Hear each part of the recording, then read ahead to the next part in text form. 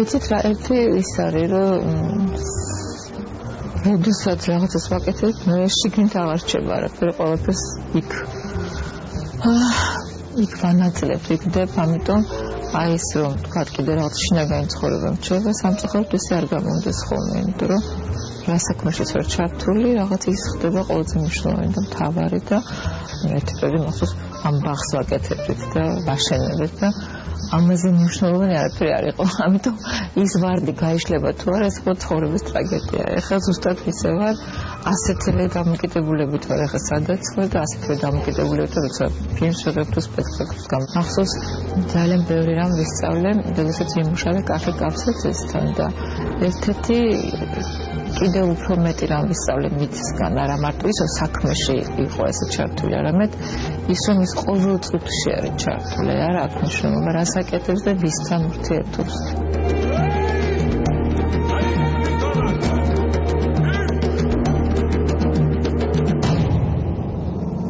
ამას ძალიან დიდი ნიჭი და ენერგია აქვს ან ყოველ წუთში რომ იცხოვრო აი 1000%-ით შენი ცხოვრება. ეს შეიძლება ეს არის ყველაზე სწორი, რომ სულ დაიხარჯო რაც გაქვს. ეს ისეთი მძიმე პროფესია, რომ მე დღემდე არ ვარ დარწმუნებული, რომ არ მე ამ პროფესიის ეს ამ საფეხურზე ასული, ურთულესი პროფესია და ეს არის ფაქტობრივად სამყაროს შექმნა რა.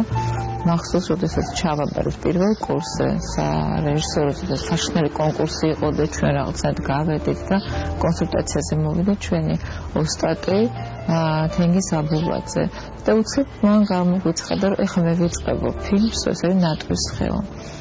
და ისე მეშინიაო, თითქოს არაფერი არ გამიკეთებია ჩემ ცხოვრებაში და ვარ პირველ კლასშიო და სუფთა ფურცელი ვარ ეხლა და ძალიან შეშინებული ვარ. მაშინ ძალიან გაგვეცინა რომ ჩვენ ვიყავით 18 წლის და მოწვევი უფროსი და გვეგონა რომ ყველაფერი ვიცით და უცებ მოვიდა ადამიანები რომ მე არაფერი არ ვიცი თავიდან დაავიწყო და რაღაცა მუდამ ესეთი გამოწვევა არის მე მგონი ალბათ ადამიანი რომელიც ამ სფეროში ცხოვრობს.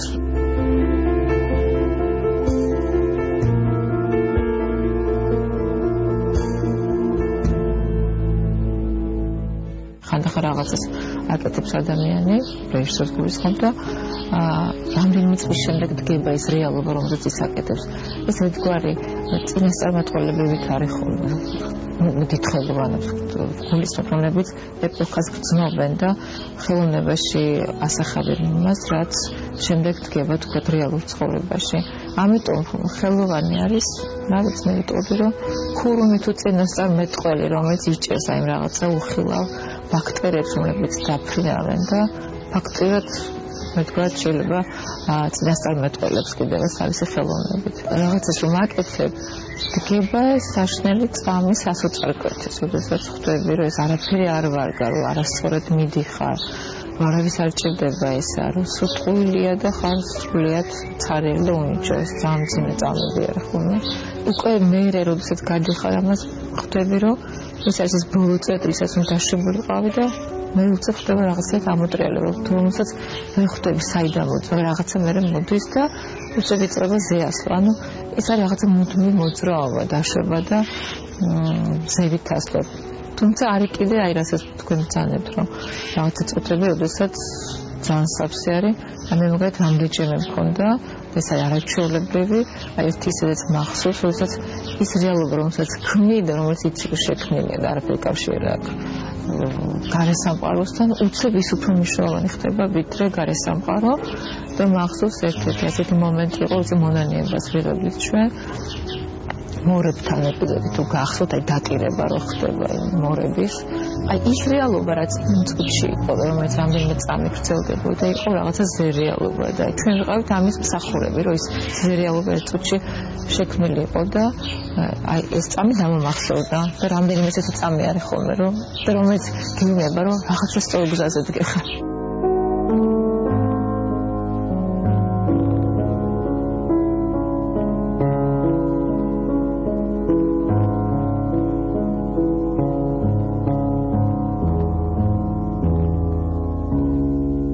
ესეთი აღმოსავლური შეგონება, რომ როდესაც მოწაფე მზად არის, მასწავლებელი თვითონ მოდის მასთან. ასე რომ მე ძალიან ბედნიერი ვარ, არაჩვეულებრივი მასწავლებლები მყავს და მყავდა.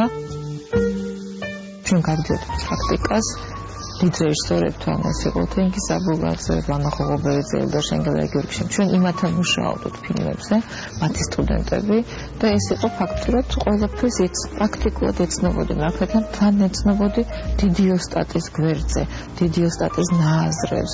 ის უკვე სხვა დონე იყო, როგორც ფილოსოფიური, ასე შემოქმედებითი, ასე პროფესიული. როდესაც შენ მაღალ იდეებს და პროფესიას ერთდროულად ეუფლები დიდ ფილმს, ეს არის სრულად სხვა, ეს არის მართლა რაღაცა არაჩვეულებრივი საჩუქარი. როდესაც სამი საშუალება არ აქვს, გაცდებით რომ ვიწრო არის შენი თვალსაჩინო და გაცდებით რომ მწირი არის შენი ინსტრუმენტები, ასე ვთქვათ, პროფესიული. აი ეს რაღაცა დარღვევა მოხდა, ხა მე ვცდილობ ეს ყველაფერი შევავსო.